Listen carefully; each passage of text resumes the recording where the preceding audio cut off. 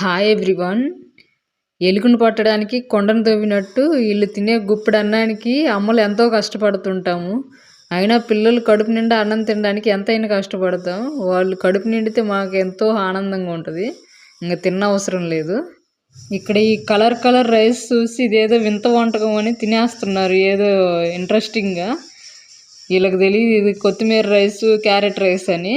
వీళ్ళు ఇక్కడ స్లోగా తినేస్తుంటారు. మనం ఈ రెసిపీ ఏంటో చూసేద్దామా, ఎలా చేశానో మీరు కూడా చూడండి.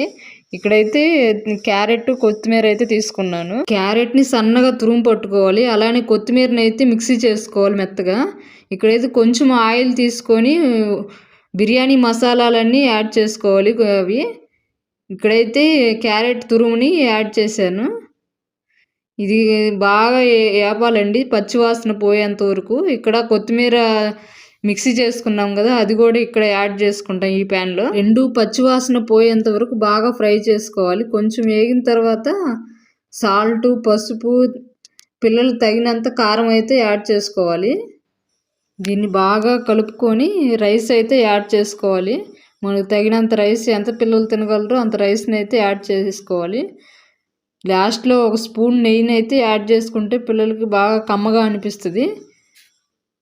అంతే, రెడీ అయిపోయింది. చివరిగా ఆమ్లెట్ అయితే సైడ్ డిష్గా వేసుకోవాలి. ఈ రైస్ని పిల్లలు ఆమ్లెట్తో మంచిగా ఇష్టంగా తింటారు. మీరు కూడా ట్రై చేయండి.